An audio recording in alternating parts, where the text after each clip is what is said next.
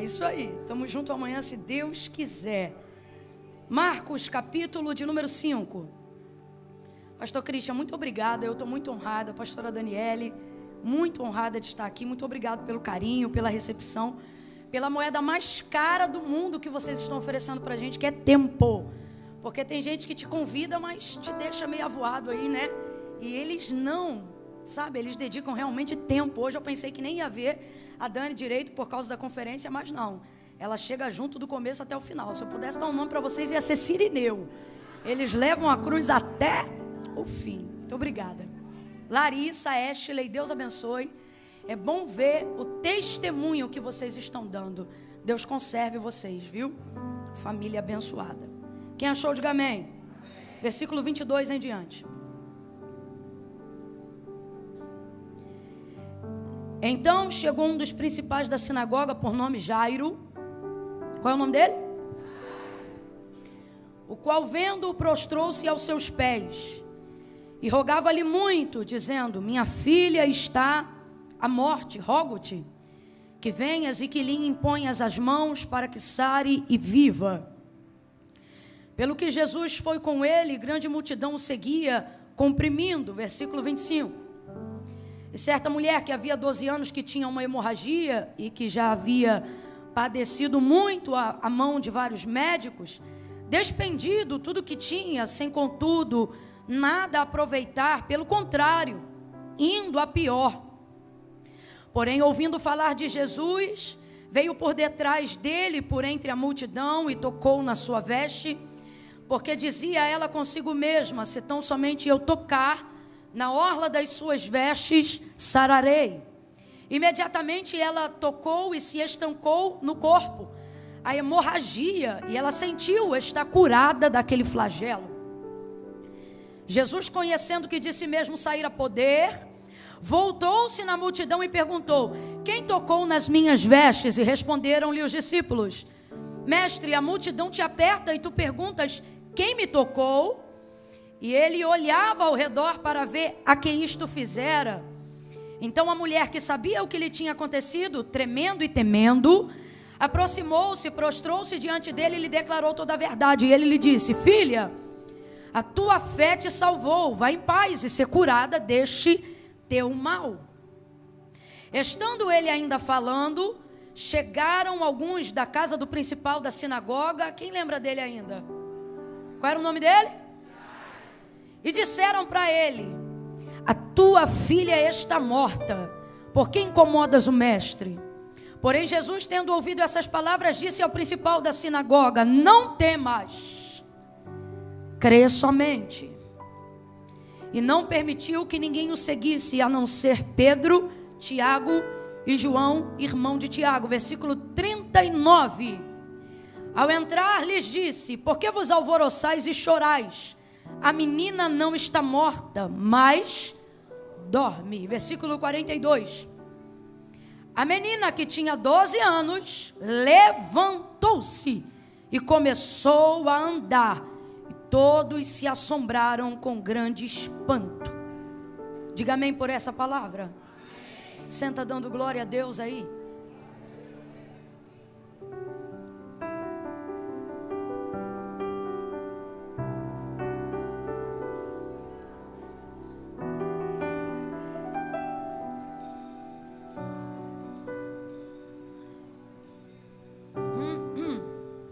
Glória a Deus.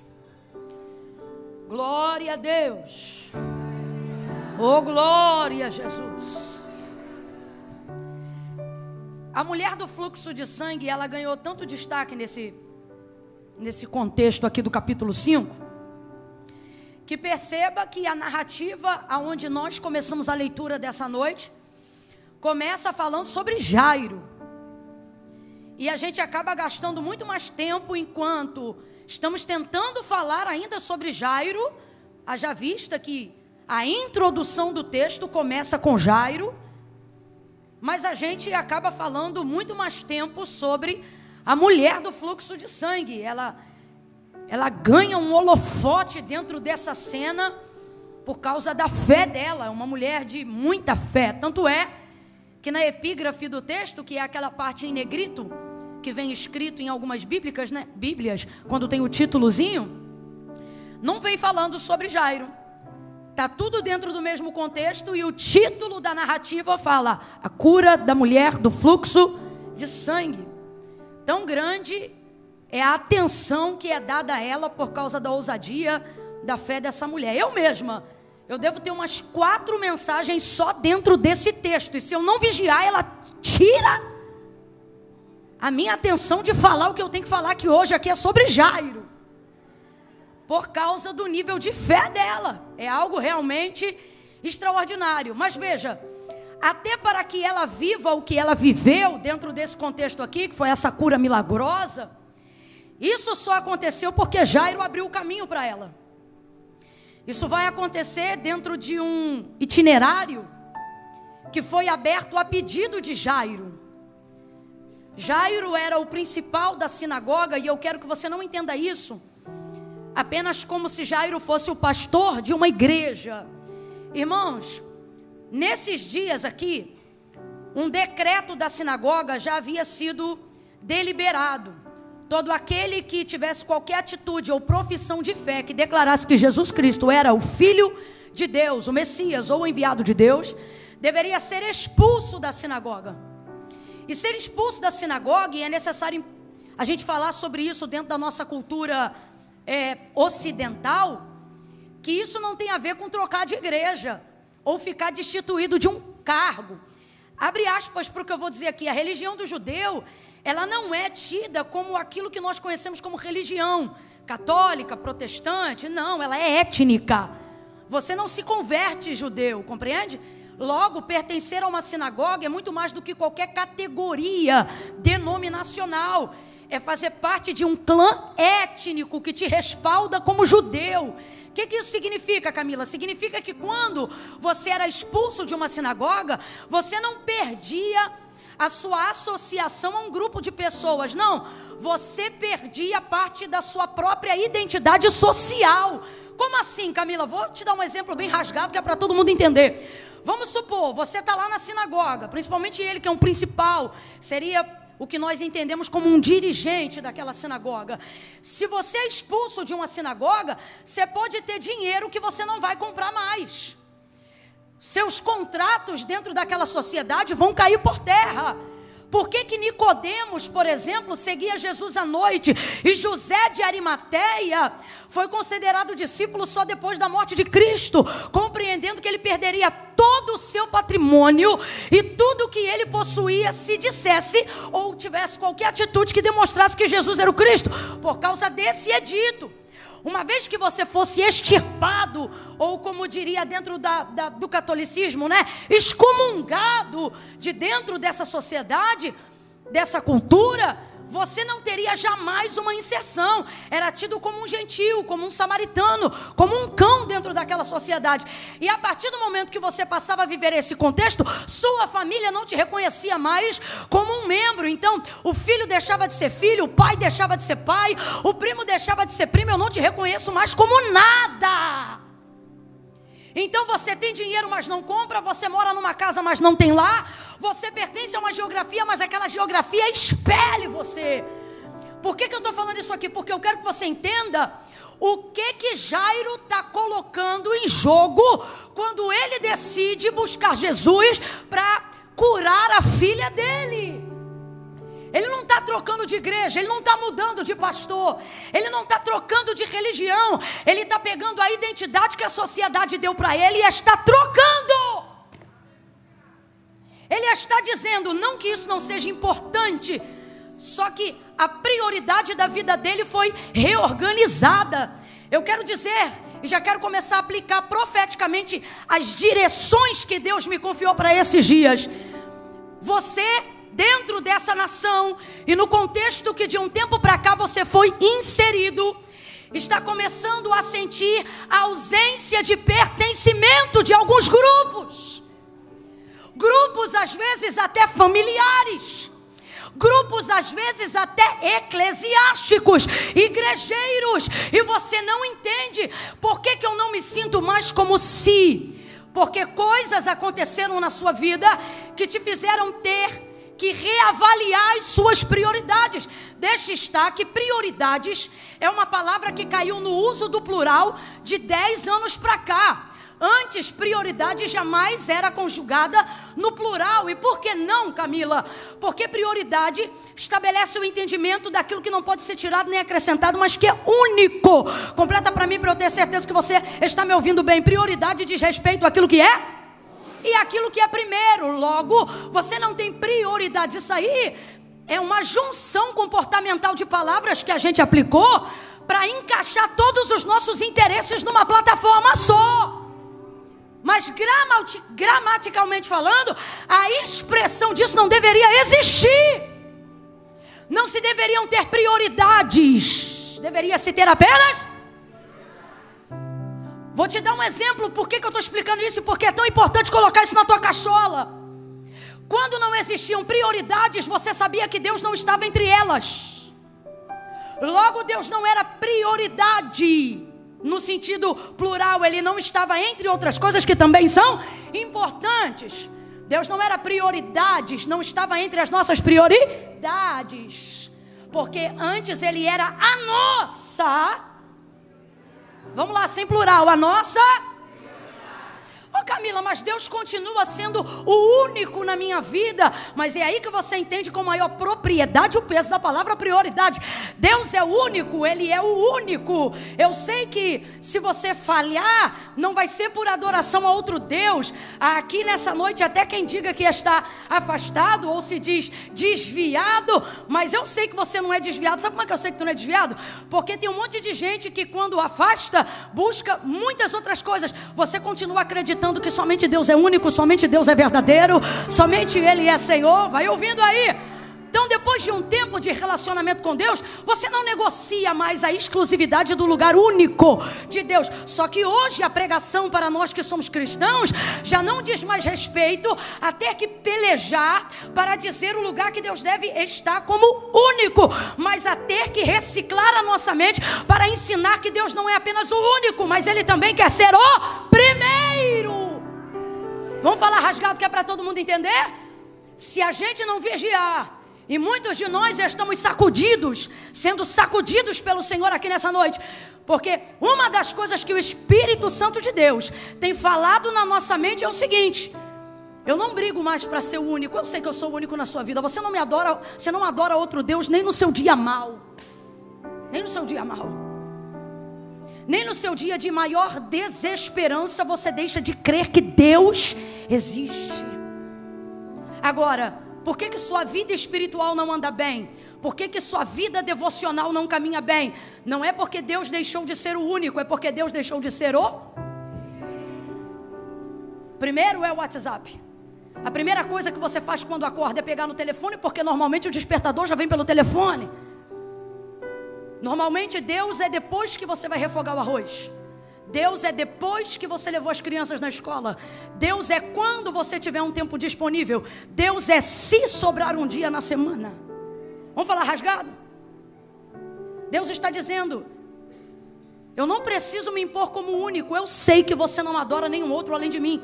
Só que a questão de um tempo para cá não é mais sobre eu ser o único, é sobre eu voltar a ser o primeiro.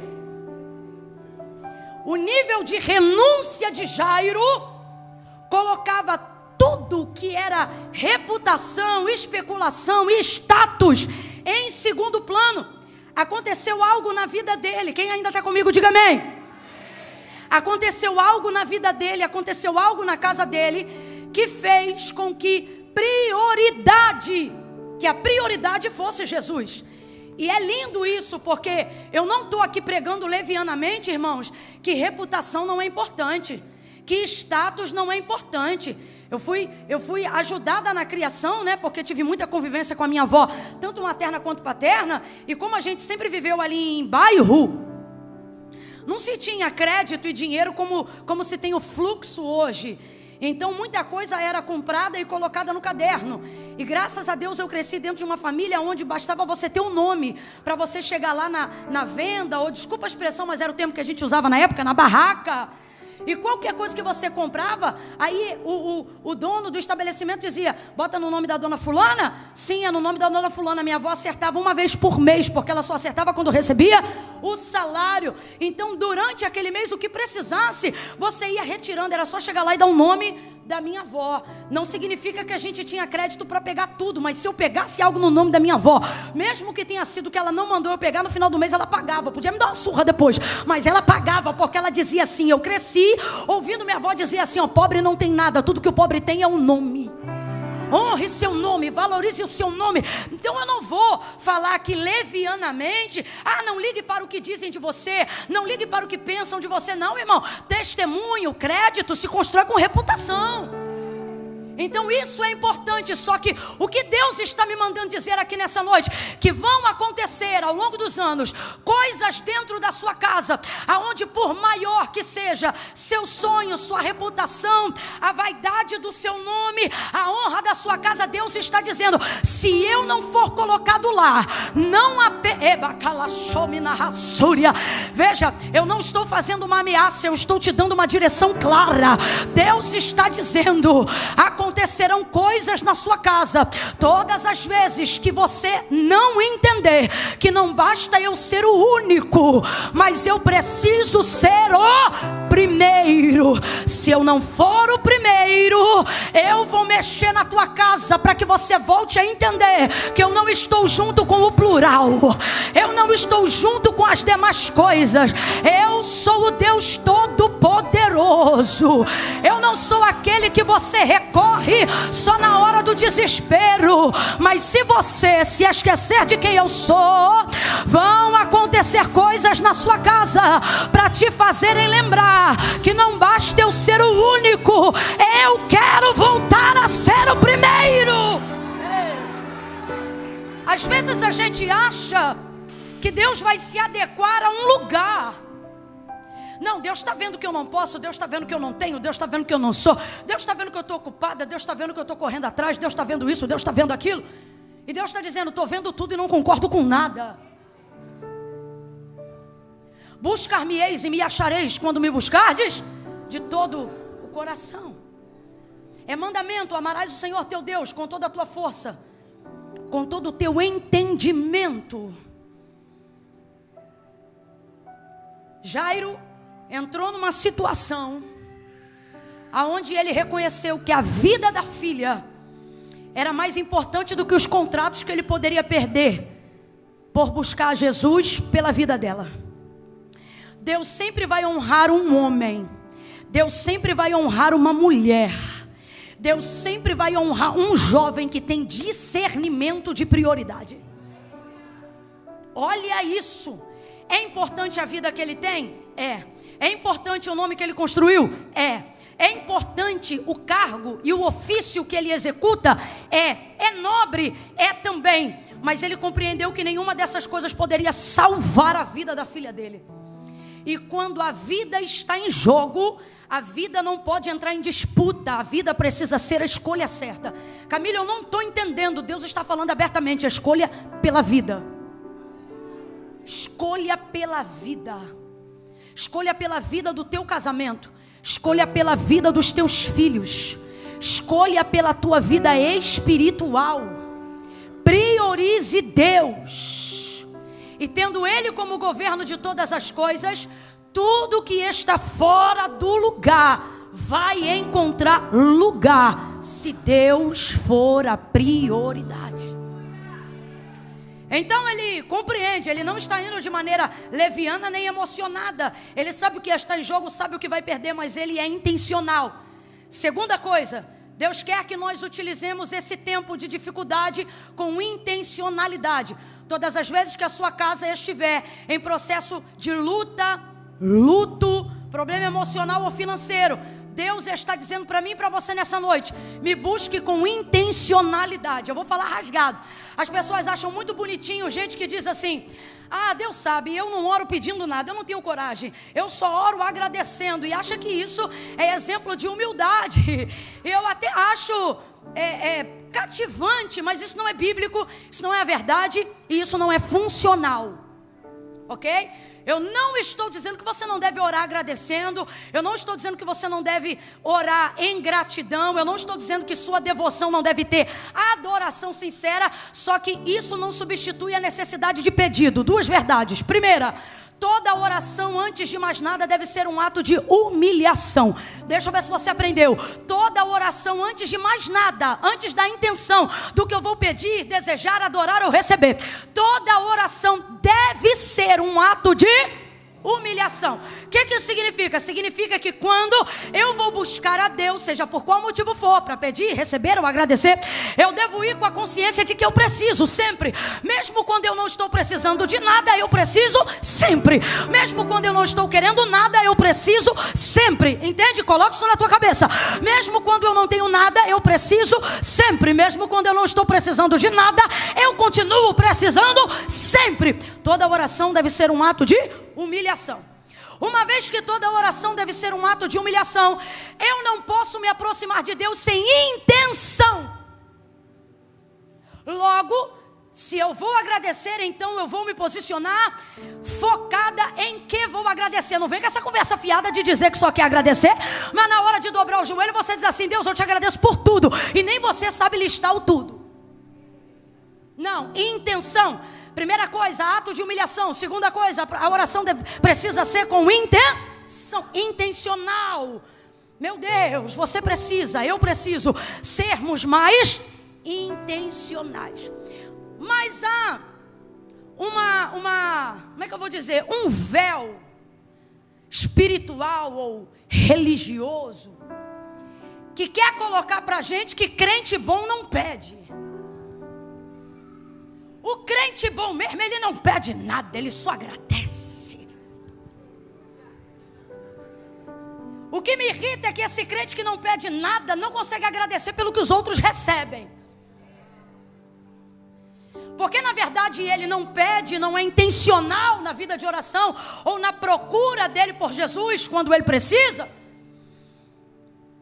Não porque ele de fato não precisa, mas porque a culpa de quem não foi alcançado verdadeiramente pela graça ainda é tão grande que ele não tem coragem de pedir. Ele acha que nunca vai ter crédito para pedir, e de fato ele nunca vai ter, não importa quanto jejum ele faça, porque não é sobre isso.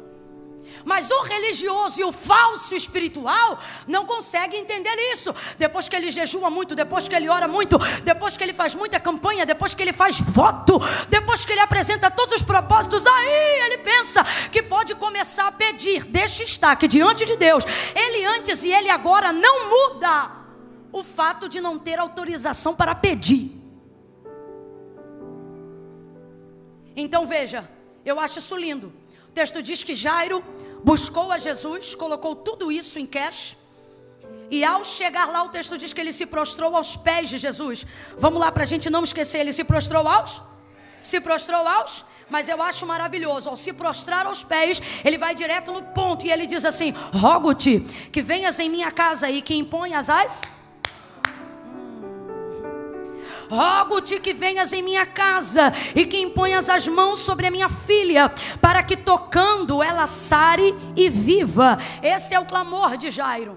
Quando você vê ele aos pés, você diz: ato de humilhação verdadeira. Mas quando você vê ele pedindo as mãos, você diz: sabe exatamente o que veio e sabe exatamente o que vai pedir. Aí você olha para o texto e diz assim: Camila, isso é questão de perspectiva. Camila, eu não quero ser um crente interesseiro, nem eu. E é por isso que eu não estou pregando sobre interesse, eu estou pregando sobre intencionalidade. Deus nos trouxe hoje aqui para dizer: aos interesseiros eu não dou o meu tempo, mas aos intencionais eu darei até o que não me pediram. Pegue na mão de alguém aí agora, pegue na mão dessa pessoa. É a primeira vez que eu estou te pedindo isso, não pede licença não. Só pega na mão dessa pessoa e faz ela entender que ela não está numa noite de entretenimento gospel. Faz ela entender que ela entrou numa casa de profeta. Ela entrou num lugar onde tem intenção e palavra. De mãos dadas com ela, diga assim para essa pessoa: não sou interesseiro, mas sou altamente intencional. Sacode ele e diz: seja mais intencional, seja mais intencional. Não pense você, diz Tiago, que aquele que se aproxima de Deus sem saber o que quer, receberá dele alguma coisa. Quer falar de fé? É necessário que todo aquele que se aproxima de Deus creia que ele existe e que ele é galardoador daqueles que o buscam. Isso está no mesmo contexto. Eu vou repetir: é necessário. Eu não oro porque eu preciso disso ou daquilo.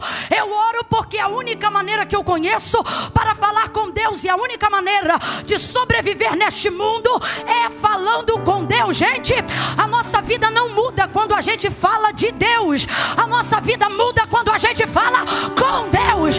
É necessário que todo aquele que se aproxima de Deus creia que ele existe e que é galardoador.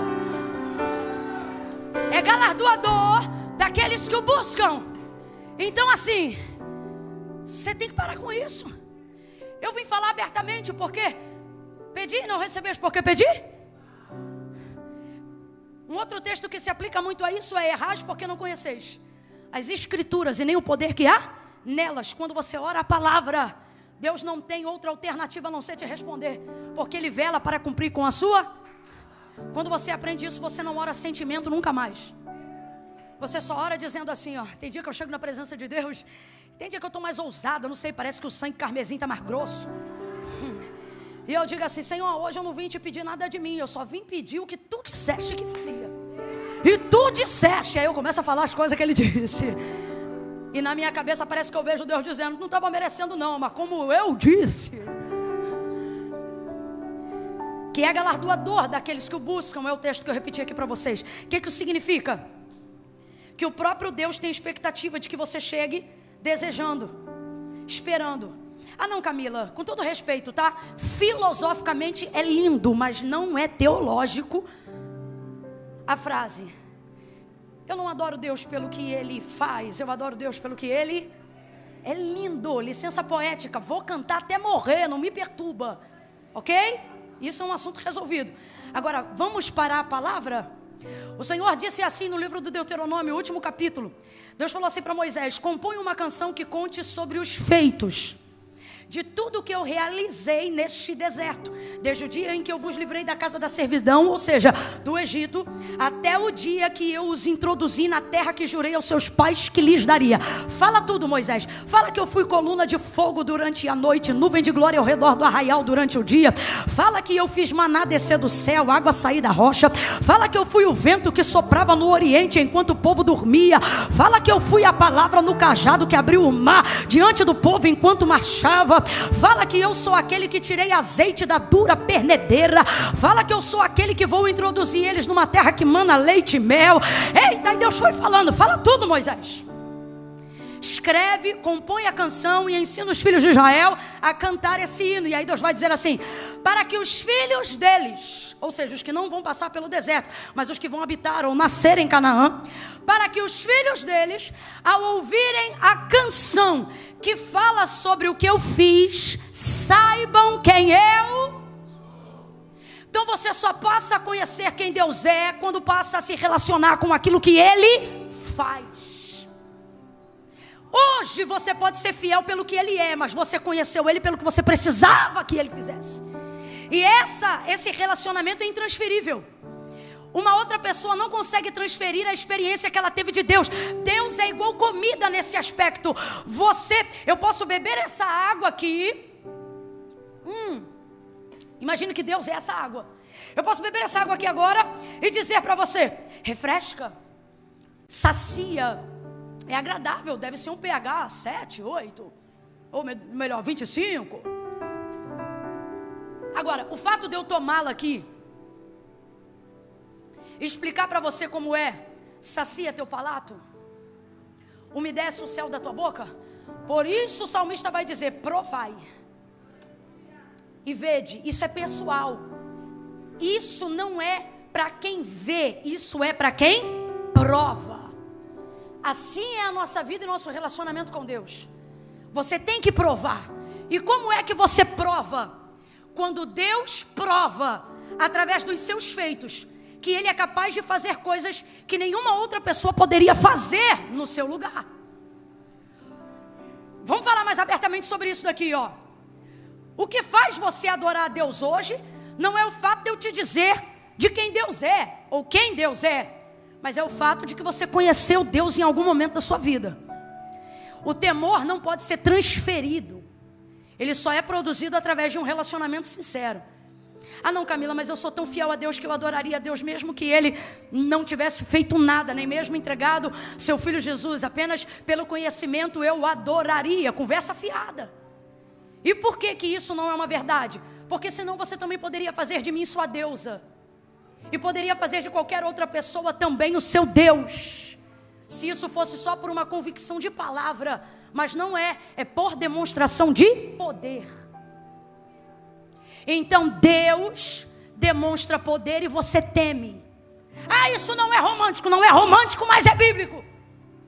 Com todo respeito, filhão, você não adora a Deus só porque Ele é bom, você adora a Deus porque Ele é poderoso. E por isso você o serve. O que você acha que faz uma mulher que a vida inteira foi tida como amante dentro de um relacionamento e de repente desvencilhar-se daquele que era o sustentador da sua vida por amor a Jesus, como fazem tantas mulheres ao conhecer Deus, ao ponto de que aqueles que outrora usufruíam de intimidade com elas, dizem: você vai me deixar por causa de igreja? Porque eles não conseguem entender que é por causa de Jesus, o amor arrebatador, o salvador, o remidor de sua alma. O que é que faz um homem parar de aceitar um suborno que em tese aumentaria o patrimônio dele aqui na terra por pura fidelidade a um Deus invisível? Uma experiência real com o poder de Deus é o que faz você renunciar a amores, é o que faz você renunciar a dinheiro, é o que faz você renunciar a qualquer coisa falsa, mentirosa, pecaminosa e errada. Não é o fato só de saber quem Deus é, mas é ter experimentado algo que Ele tenha feito. Quando você bota isso na balança, você diz: Ele dá conta de ser o meu Deus. É exatamente dessa maneira. Jairo entendeu que a identidade social não dava conta de levantar sua filha, que o senso de pertencimento de grupo não seria o suficiente para fazer ele superar o trauma da perda de uma filha. Mas ele entendeu que na balança da renúncia, se Jesus pudesse oferecer cura, Jairo poderia oferecer renúncia.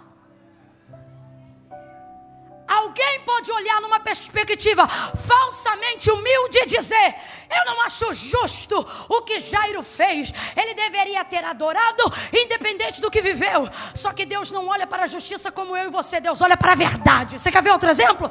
Jacó disse assim para o Senhor: se de tudo tu me abençoares, o dízimo de tudo que tu me deres eu te darei. Aí eu te pergunto, ele já não tinha que dar o dízimo muito antes, haja vista que o dízimo já existia desde a ordem de Melquisedeque e ele já era experimentado nisso? Sim ou não? Sim ou não? Mas olha o que ele está dizendo. É a partir de agora. O que ele está dizendo? Não é pelo que eu ouvi ou vivi dos outros. Esse pacto quem está fazendo sou eu e o Senhor. Se de tudo o Senhor, ou seja, se eu provar da tua mão, se eu entender que a tua mão sustenta o tipo de vida que eu estou disposto a renunciar para viver da tua mão, de tudo eu te darei. Então o que ele está dizendo para Deus? Ele está colocando uma condição. E tem gente que acha isso errado. E no auge da minha vida politicamente correta, eu também acharia. Só que Deus olha isso e pesa na balança da verdade. Para Deus, se tem verdade intencional, tem integralidade, Ele recebe. A moeda que mexe o câmbio do céu não é perfeição, é verdade. Não é política, é verdade.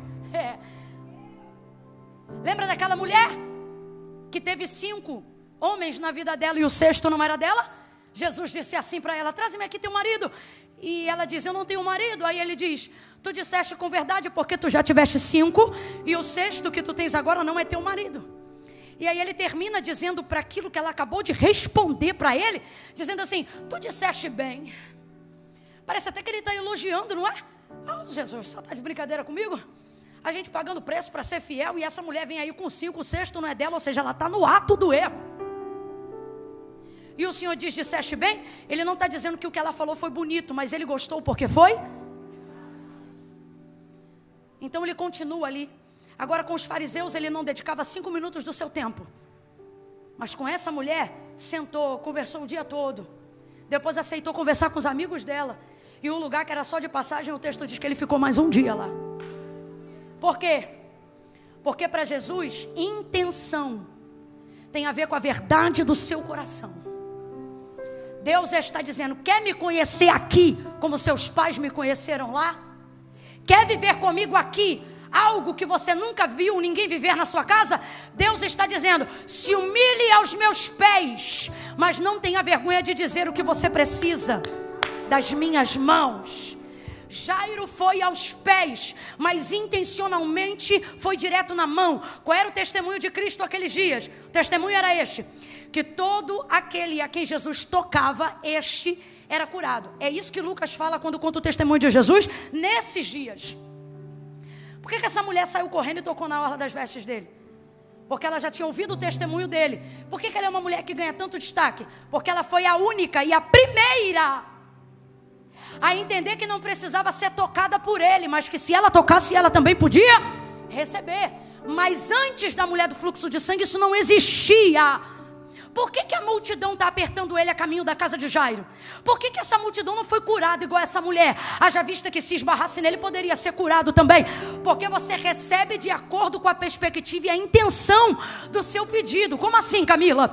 A mulher colocou na cabeça dela: se eu tocar, quem vai receber sou eu. Como é que aconteceu? Quando ela tocou, quem recebeu? Agora, todos os outros que queriam receber, qual era a intenção? Se ele eu vou receber. Por isso a multidão aperta, porque o testemunho, de acordo com o relato de Lucas, era esse: e a todos quanto ele tocava, estes eram curados. Estes quem, gente? Os que ele tocava. Então qual era a mentalidade da galera? Eu só posso ser curado se por ele eu for tocado.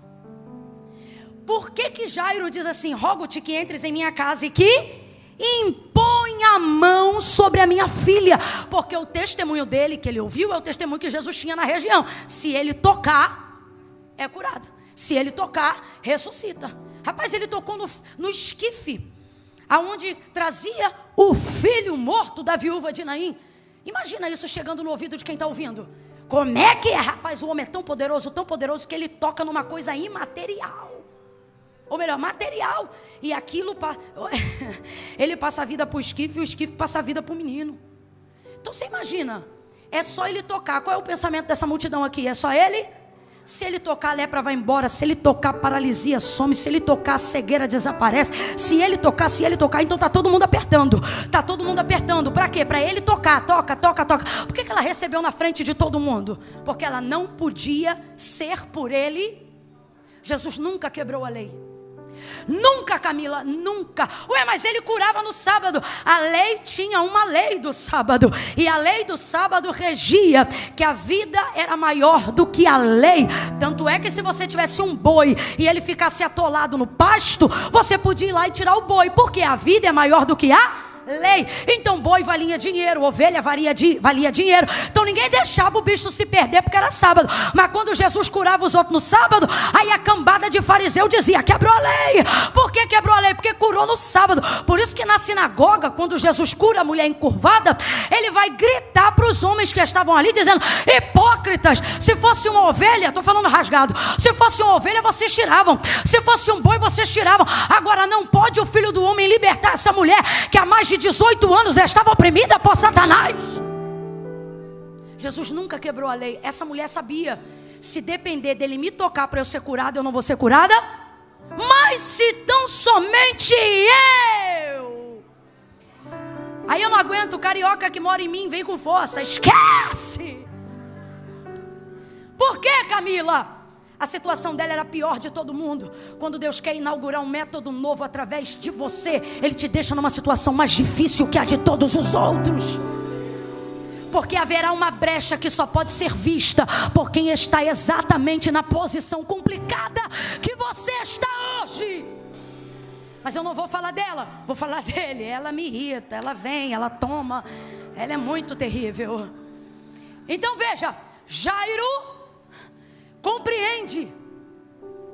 Se tocar, então ele tem que ir lá em casa, porque ele tem que. Lembra do centurião? Jesus disse: eu vou na sua casa. Ele disse: não, Sou um homem sujeito à autoridade. Eu digo a um vai, ele vai. Diga a outro vem, ele vem. Eu sei, eu reconheço a autoridade. Se tu liberar uma, vai acontecer. Jesus disse: nem em Israel eu vi tamanha fé. Então veja, intenção. Grite comigo essa palavra e diga intenção.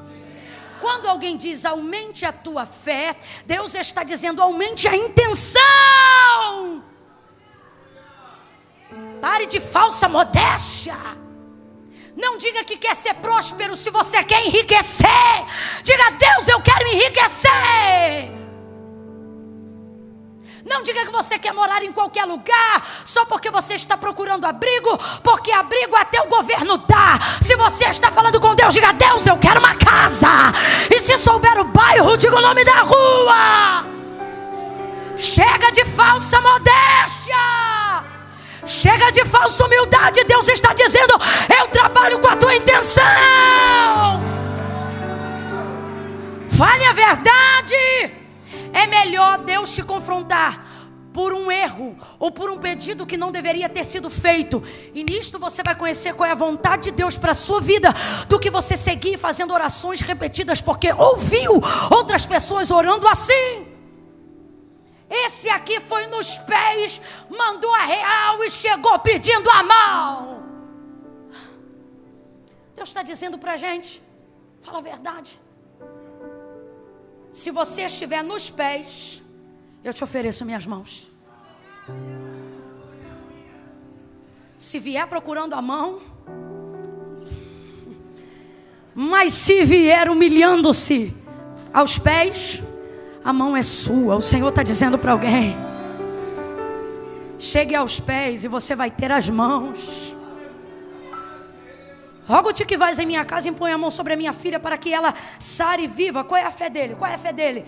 A fé dele é o seguinte: minha filha só pode ser curada se Jesus for lá e colocar. Aí Jesus vai negociar isso? Vai dizer: não, você tem que crer como centurião. Não, você tem que ter a fé da mulher do fluxo de sangue. Eu acho isso lindo no reino de Deus. O quê? Equidade. Jesus trabalha de acordo com a sua fé. Se você diz assim, ó, é ainda esse ano, e não diz a data, é ainda esse ano. Mas se você disser assim, é esse mês, o reino espiritual se move para este mês. Ele diz que vai, ele vai. Ele sai dali e começa a caminhar. Jairo vai dar o endereço, Jairo vai dar o caminho. E é nessa caminhada que isso tudo vai acontecer, que a multidão aperta, que a mulher do fluxo de sangue recebe. E eu já caminho para o final nesse contexto aqui. Vamos pular essa mulher e vamos direto para Jairo. O que acontece? Enquanto Jairo está levando Jesus para a casa dele, a mulher pega esse caminho, toca na orla das vestes de Jesus e imediatamente ela é.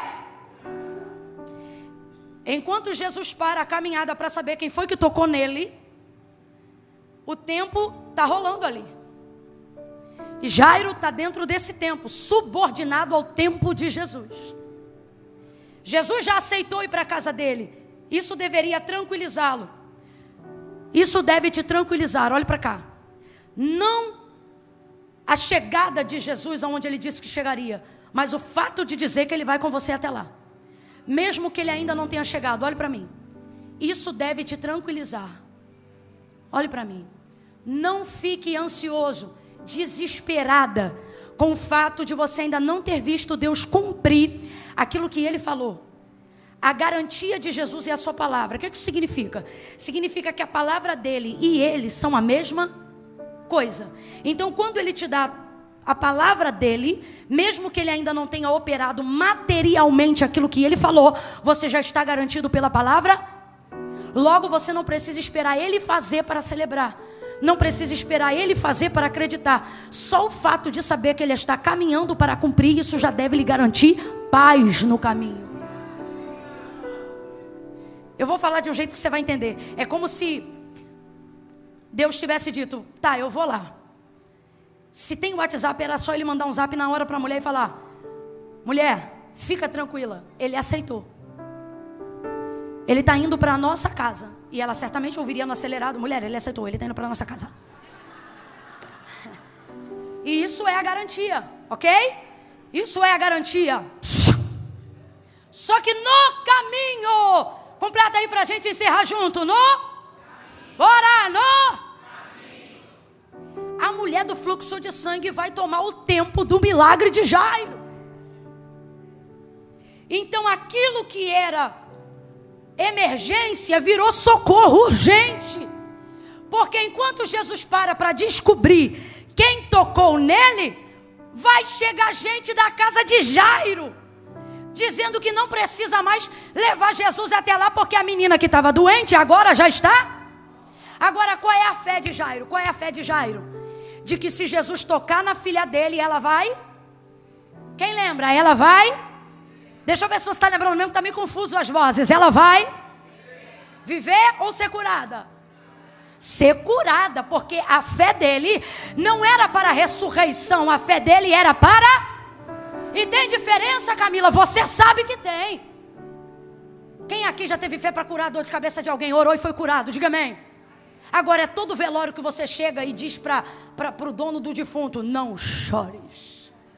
Não, porque você sabe que a fé para curar é uma e a fé para ressuscitar? Tem níveis de fé? Tem, por isso tem tamanhos de milagre. Jesus disse para os discípulos no meio da tempestade, quando acordaram ele: até quando vocês me terão convosco, homens de pouca ou pequena fé? Então responda aí com inteligência: a fé tem tamanho, sim ou não? A fé de Jairo era para cura ou para ressurreição? Cura. Só que Jesus já sabia, irmão, que no meio do caminho a menina ia. Só que era também no meio desse caminho que Jairo ia ver que Jesus também operava de maneiras diferentes da sua expectativa. Porque qual é a fé dele? Só pode ser curado se por ele for? Bora! Só pode ser curado se por ele for? De repente ele viu uma mulher imunda tocar e ser curada ela. Por mais que ele esteja incomodado de que ela esteja tomando o tempo que é dele, a verdade é que ele está vendo que Jesus pode muito mais do que ele imaginava. Quando vem e dizem para ele: não importune mais o mestre, a tua menina já está morta. Na fé humana dele ele poderia ter pensado: agora já era. Só que ele está diante de um feito maior do que a expectativa inicial que ele tinha quando buscou. Agora você entende porque Jesus não está fazendo, não está arrumando, não está curando, não está entrando onde você queria que ele entrasse no seu tempo? É porque você não tinha fé o suficiente para ver o que ele ia fazer lá. Então ele vai permitir acontecerem coisas no caminho, coisas que não estavam no seu prognóstico, coisas que não estavam no seu diagnóstico, porque através destas coisas a tua fé será aumentada, a tua vida será edificada, a palavra de Deus será redobrada. Sobre aquilo que você imaginava que ele faria. Eu estou sentindo a graça de Deus aqui. Ele está dizendo: eu não estou te castigando, eu estou te preparando para algo maior, algo que em 2023 você ainda não estava pronto, algo que em 2024 você ainda não estava pronto, mas diante do que eu vou permitir acontecer no caminho, aquilo que você chamou de atraso, aquilo que você chamou de erro, aquilo que você chamou de confusão, era minha mão aumentando a tua intenção, aumentando a tua expectativa, te mostrando que quando você sustenta o que você trouxe, eu coloco por cima disso o que você não tinha. Deus vai usar a tua fé inicial como base para dobrar o tipo de fé que você precisa para chegar no lugar que você precisa. Deus está dizendo: sustenta o que você tem, eu vou trabalhar com o que você... Mas não vai ficar só nisso. Eu vou te dar o que você não tem, se você aguentar manter o que você... Como é que eu mantenho o que eu tenho, Camila? Do mesmo jeito que Jairo manteve. Como é que ele manteve? Gente, de um jeito duro de se manter. E desde ontem essa palavra gritou no meu coração quando eu estava no culto aqui. Anteontem. Para mim a parte mais difícil da vida de Jairo é exatamente esse ponto. É ver quem chegou depois receber primeiro o que você pediu antes.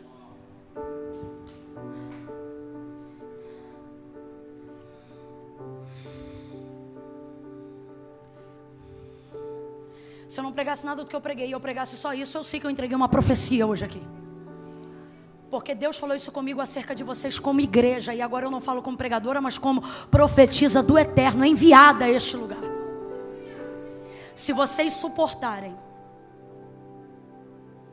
com coração limpo, sem murmuração na boca, aguentarem a ver que outros que chegaram depois receberam exatamente o que vocês pediram antes, o que vocês se esforçaram para receber antes. Porque, irmãos, eu não estou inventando não, é só você olhar o texto por outra perspectiva. Jairo queria uma cura e não uma ressurreição, sim ou não? A mulher foi pedir ressurreição? Não, a mulher foi ser... Ela tocou em Jesus e recebeu primeiro o que ele tinha pedido antes. Ela recebeu a cura. Agora se liga, enquanto ela recebe cura, que era o que ele pediu primeiro, por Jesus curar ela e dobrar o tempo no caminho, a casa dele se agrava.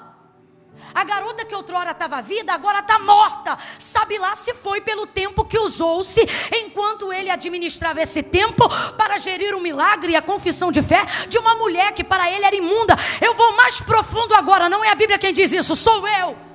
Quem sabe ele não conhecia essa mulher, porque ele tinha que garantir que ela ficaria fora da sinagoga. Ela era imunda. E de repente alguém que sempre esteve acostumado a receber depois, a ver depois, a ser purificada depois, ele está vendo que agora essa pessoa recebeu na frente dele. E o que me impressiona, eu amo a verdade de Jairo. Qual, Camila? Eu vou falar a real. Eu não acredito que ele está de boa, não. Eu tenho para mim que ele está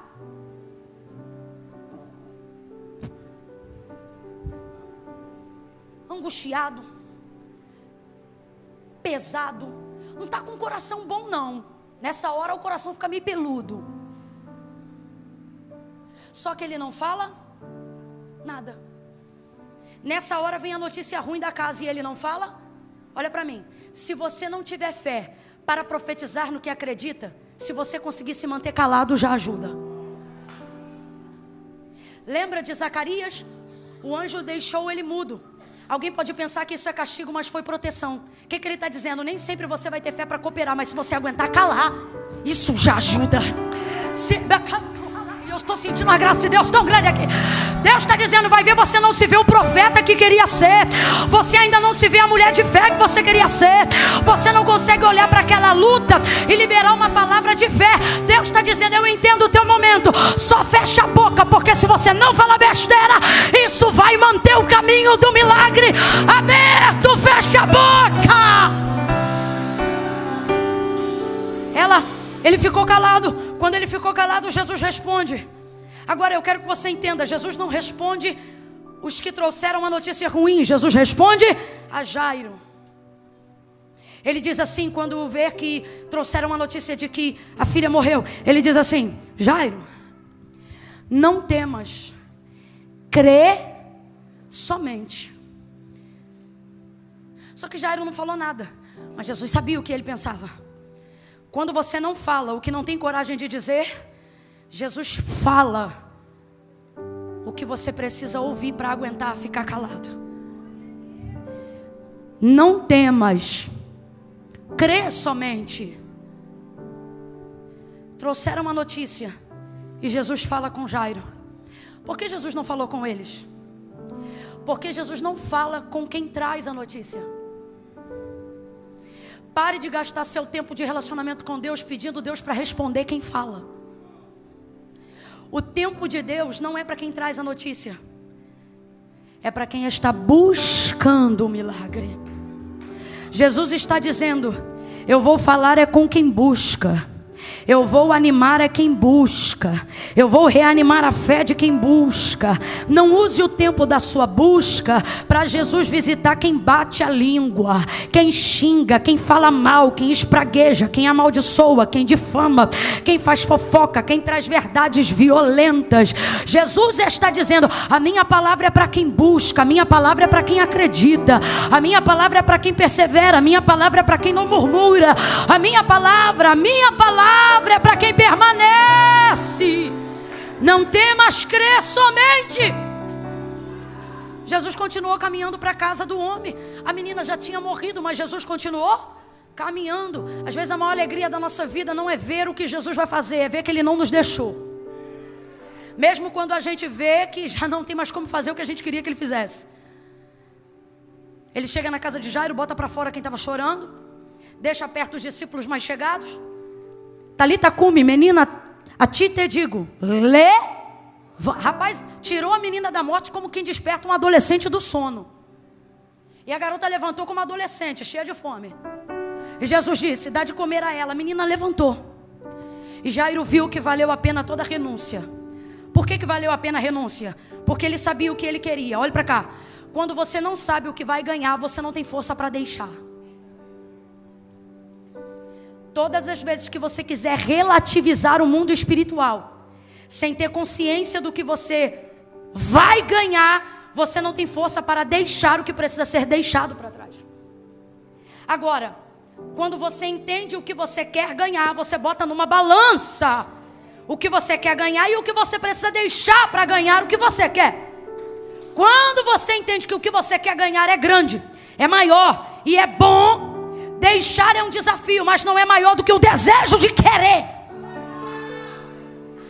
Sabe aonde há maior desejo de morte? Quem não descobriu ainda maior propósito de vida. Salvação, milagre é a mesma coisa. Quem faz as contas sempre começando pelo o que eu vou perder, não tem a menor ideia do que vai. Porque quando você sabe o que você quer, a conta do que você vai perder é secundária e não primária. Primeiro você olha o que você quer ganhar. O que faz um menino apaixonado chegar e trocar letra com a menina? O que faz uma menina atender a um convite ou aceitar um encontro com um menino? O que faz um homem cortejar uma mulher? Ele não pensa em momento nenhum o que ele vai ter que vencer. O que fortalece ele aí tremendo, gaguejando e às vezes até falando besteira é o alvo, é o que eu quero. Quem está entendendo, diga amém. Vice-versa, irmão. Você sempre vai falar besteira perto de quem você gosta. Quando eu digo besteira, não é palavra torpe. Você nunca vai demonstrar toda a sua inteligência perto de quem você admira. Pelo contrário, perto de quem admira, você fica até meio... Ai, que raiva que dá. Você sai do encontro de perto de alguém que você reconhece como uma referência e você sai repetindo as coisas que você falou. Você diz, mano, cara, nada a ver com o que eu falei. O que houve, cara? Agora, se você está perto de alguma pessoa que não mexe com você, você é um poliglota, você está de boa, você não espera nada, ok? Você não espera nada. Agora, de quem você espera, você treme. Você não faz o que é certo. E o que é que faz você se manter num ambiente desse? O desejo de querer estar com aquela pessoa, de ver ou de querer possuir aquela pessoa. Por que você não está conseguindo viver a vida espiritual que você queria viver? Porque você está começando pelas contas do que você vai perder. E isso está arrebentando com a tua vida. O processo do tempo em não receber o que você queria no seu tempo não é Deus te castigando, é Deus preparando coisas maiores para você. Camille, como eu vou alcançar? Deus deu para a mulher do fluxo de sangue uma cura, mas deu para Jairo um testemunho que abalou seu bairro. Vamos falar a verdade? O que é maior? Uma cura ou uma ressurreição? Então quem recebeu o maior milagre? Jesus está dizendo, se eu estou dando para outras pessoas primeiro o que você me pediu, não é porque eu não vou fazer o que você imagina, mas é porque eu decidi fazer algo maior do que o que você me pediu. Coloca isso na sua cabeça. Quem entendeu, diga amém. Eu quero fazer uma oração agora antes de encerrar. E que oração é essa, Camila? Por pessoas que por um tempo... Eu vou levantar 2 palavras de oração. 60 segundos cada uma. Primeira palavra de oração. Sentado mesmo como você está. Não precisa se levantar agora. Só vai orar comigo. E eu só vou orar por pessoas que já desejaram muito viverem momentos melhores do que os que estão vivendo agora. Só que as notícias do meio do caminho arrefeceram a sua fé. Você já se viu pregando num púlpito como eu hoje aqui, mas agora você não se vê mais. Você viu outras pessoas que chegaram depois, atenderem esse chamado e aparentemente serem bem-sucedidas primeiro, e você já não se vê mais exercendo ele. Mas não é porque você não quer mais, é porque você não se vê mais. Você viu tanta gente passando em sua frente? Se arrefeceu no seu coração o desejo de algo, e hoje você não consegue mais desejar, ter intenção de receber algo da parte de Deus. Porque quando você pensa o tanto que você vai perder, você diz: eu não tenho força para perder isso. Camila, eu não tenho força para orar 1 hora por dia. Camila, eu não tenho força para tirar um dia da minha semana e ao invés de ganhar dinheiro, vir para o culto servir na igreja. Camila, eu não tenho essa condição. Se você hoje está nesse pensamento, mas sua vida não melhora, porque você sabe que parou de fazer conta do que ia ganhar e só começou a fazer conta do que ia perder. E por isso perdeu a força. Você não consegue mais orar o tempo que orou um dia. Não é porque não tem mais esse tempo para orar, mas é porque no tempo que você tem, você não sente mais o que você sentia. Camila, eu quero hoje aqui pedir a Deus que volte a me dar força para desejar coisas que eu deixei para lá. E hoje, enquanto você pregava, o Espírito Santo de Deus me inspirava e dizia: não deixa para lá, crê somente. Sustenta o que você queria, mantenha o pedido que você me trouxe. Fecha os teus olhos aí, curva a sua cabeça se você se encontra nesse convite. Agora não vem de qualquer maneira não, fala qual é a área que você deixou para lá. Talvez Deus te chamou para ser um profeta e você deixou para lá. Talvez Deus te chamou para abrir um negócio quando você chegou aqui, mas hoje você é funcionário de alguém que trabalha com o que você queria trabalhar, porque você deixou para lá a empresa que Deus queria te dar. Fecha os olhos. Você vai pedir a fé de Jairo. Era uma fé que não era grandiosa, mas era suficiente para começar. Fecha os olhos e peça isso. Senhor, em nome de Jesus, nessa noite, debaixo da tua palavra, em linha com a tua palavra, eu quero humildemente, Senhor, pedir a operação das tuas mãos no meu coração, na minha mente. Me quebranta, tira de mim a vergonha de querer me humilhar, porque se humilhar diante do Senhor não é uma vergonha, é um privilégio. Em nome de Jesus, nessa noite do dia 18 de outubro do ano de 2024, nós queremos erguer um altar, Senhor, de recomeço. Nós queremos continuar de onde paramos. E aquela área da nossa vida, aquele casamento prometido, aquele relacionamento prometido, aquele green card prometido, aquela cidadania prometida, aquela empresa prometida, aquela área da minha vida que eu tinha fé, que eu tinha intenção, que eu tinha desejo, mas por ver outros conseguindo, em vez de edificar a minha fé, eu me perdi. E nesta noite eu te peço perdão e eu quero te pedir: não me deixar para lá. Traz de volta a esperança perdida, traz de volta aquela fé rudimentar, aquela fé que não é um palácio, mas é um alicerce, aquela fé que não é uma parede, mas é um alicerce, aquela fé que ainda não é um muro, mas é um alicerce que sustenta tudo que tu queres acrescentar nessa jornada. Pai, em nome de Jesus, essa é a nossa oração. Edifica a nossa fé original, para que ela seja a base, para que tu acrescente coluna, viga e todo mais que tu quiseres fazer nesse processo. Pedimos, Senhor, nos dá noção de prioridade, não nos deixa ser ouvintes apenas dessa palavra, mas praticantes dela. Por isso nós oramos em nome de Jesus, crendo. Quem concorda, diga. Fica de pé num salto de glória. Oh, aleluia.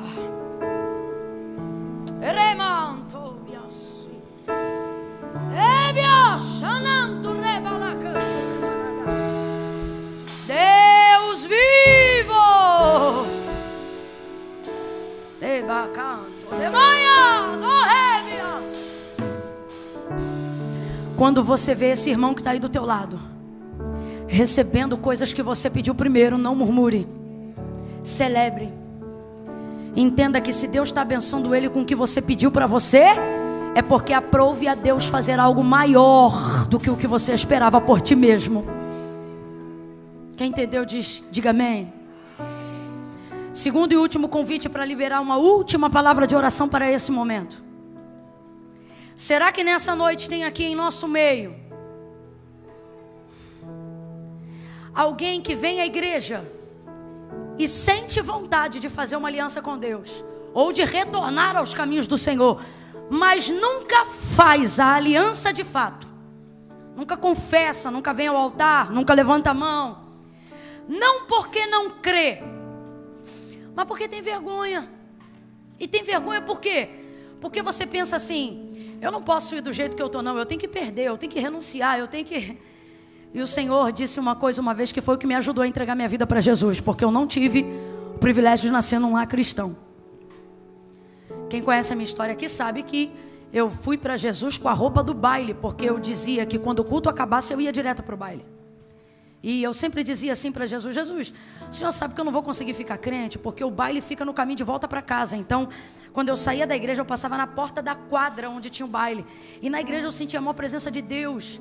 Mano, eu chorava, Deus falava comigo, era uma coisa linda. Mas na hora de ir embora, uma batida pegava e eu vacilava com Deus. Resumindo a história, eu sempre dizia: Senhor, quando eu resolver tudo lá, eu venho. Quando eu resolver tudo na minha vida, eu venho. Aí um dia o pastor disse assim: Jesus disse: ora, sem mim nada podeis fazer. Aí eu entendi que Jesus não queria que eu resolvesse primeiro para vir depois. Ele queria que eu viesse primeiro para Ele me ajudar a resolver depois. E foi assim. Só depois que eu vim, Ele me ajudou a resolver. Olha para cá. Você está igualzinho aqui a mim nessa noite. Não, Camila, depois que eu casar eu vou. É que eu estou numa situação tico-tico no fubá. Jesus está dizendo: vem você, tico-tico, fubá, geral. Jesus nunca chamou ninguém arrumadinho. Ele nunca disse: se arrume e vem. Ele disse: vinde a mim todos vós que estáis cansados, sobrecarregados, oprimidos, e eu vos aliviarei. Se você pensar hoje no que você vai ganhar, você nem vai parar para pensar no que tem que perder. O problema é que você está dando ênfase para o que tem que perder. E Jesus está dizendo: não, você tem que olhar para o que você vai. E aí o que você vai perder fica pequeno diante do que você sabe que vai ganhar. Quanto custa a tua paz? Quanto custa voltar a deitar na cama e dormir a melhor noite de sono da sua vida? Quanto custa sentir-se redimido e não ser mais o próprio carrasco no interior da sua alma? Quanto custa viver a libertação da sua consciência? Jesus está dizendo: pare de olhar nessa noite para o que você vai perder e comece a olhar para o que você vai ganhar. Eu vou contar de 1 a 3. Quando eu disser 3, vai levantar a mão quem reconhece que está afastado, quem se distanciou e não sabe nem por onde começar. Você vai fazer sua aliança com Deus e eu quero orar por você, para você firmar os seus pés, para Jesus te ajudar onde você não consegue mais força para sair. Mas foca no que você vai ganhar.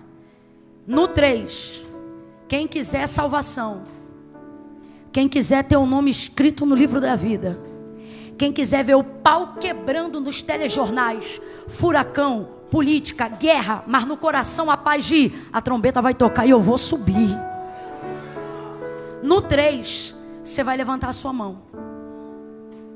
Ah, Camila, mas eu vou ficar aqui quietinho, tem que levantar a mão não. Deus sabe, mas não concorda. Coragem, homem. Você sabia que antes de você ser homem de Deus, você tem que ser homem? Tem coisa que é decisão, é coragem. Jovem, mulher, criança. Se você está aqui, é você. No 3, você levanta a sua mão que eu quero orar por você. 1, a Devec Boston em oração agora. Comece a orar. Comece a orar. Senhor, pode abençoar meu irmão primeiro. Como tu livrou minha casa, livre ele também. Pode salvar o sobrinho de alguém aqui primeiro, Senhor. Pode salvar o filho de alguém aqui primeiro nessa noite. Tem gente na minha casa que o Senhor ainda não salvou, mas nessa noite é a chance de alguém. O Senhor pode fazer isso. Eu conto 2. Não quer orar, não ora. Mas quem é de oração não finge que está orando, não. Vamos embora, irmão. Pai, em nome de Jesus, nós oramos agora por libertação, por liberdade para decisão. Toma a frente, Senhor. 2,5. Camila, sou eu. É comigo que Deus está falando. Se é você, 3. Coragem, levanta a sua mão. Se tem alguém hoje aqui querendo voltar. Isso. 1, 2. Mais alguém? Camila, eu aqui. 3. Vocês têm coragem de vir aqui na frente para eu orar por vocês? Vocês que levantaram a mão, tem coragem? Tem coragem? Tem mais alguém aqui? Camila, aqui, eu aqui, ó. Se tiver mais alguém, vem pra cá. Oh, glória!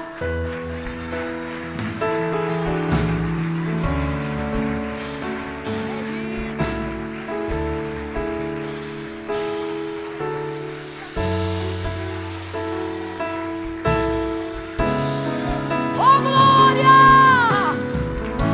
Crê somente, não temas, crê somente, crê somente.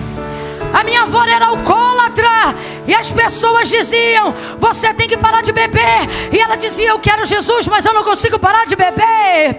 Aí um dia ela veio bebendo mesmo. Nunca mais minha avó botou álcool na boca. 6 horas da manhã minha avó me acordava. Ela botava 25 centavos na minha mão e dizia: vai comprar o café da manhã da vovó. E o café da manhã da vovó era 2 dedos de caninha da roça, ou de velho barreiro, ou de 51. E às 6 horas da manhã minha avó já estava tremendo na abstinência do álcool. Mas no dia que minha avó levantou a mão para Jesus, foi o álcool que tremeu diante dela. Nunca mais a minha avó bebeu. Aí ela dizia: quando eu parar de fumar, quando eu parar de fumar, eu vou me batizar. Quando eu parar de fumar, eu vou me batizar. Isso é pela fé. Aí um dia meu tio disse para ela: mãe, batiza que você para de fumar. Ela pela fé batizou. Um dia eu cheguei em casa, pastor Christian, minha avó estava fumando palito de cenoura. Eu dizia: avó, o que é isso? Ela dizia: eu fumo cenoura, mas cigarro eu não boto na boca. Nunca mais Deus libertou a minha avó. Deus está dizendo para alguém aqui: quem te livra sou eu, quem te liberta sou eu, quem te livra sou eu. Vem primeiro, e você vai ver Deus fazendo a obra depois. Você tem a vaidade de dizer: primeiro eu resolvo. E Deus te trouxe hoje para dizer: se humilha, cara. Para com essa vaidade de querer ser perfeito. Vem como você está, admite como você está. Eu não sou de fazer isso, meu apelo é isso aqui. Meu apelo é 1h30 pregando. Aqui agora é convite, é 1, 2, 3, quem crê vem. Eu não sou de fazer isso. Mas tem alguém aqui que Deus está dizendo: até quando você vai insistir? Quanto menos você vem, mais duro fica teu coração. Qualquer dia tu não vai nem mais querer entrar numa igreja. Mas hoje você está aqui porque Deus te deu chance para a salvação.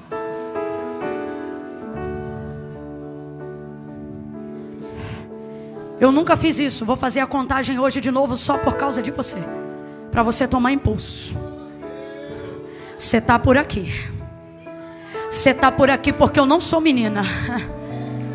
Eu sei quando Deus fala comigo. Eu sei quando Deus fala comigo. Você está aqui. 1, coragem. 2, eu quero orar por você hoje. 2,5, Camila, sou eu. Eu falei para Deus que se eu tivesse esse tempo eu vinha. 3, isso. Deus para o que tiver que parar por você. Ele para o que tiver que parar por você. Pastor Christian,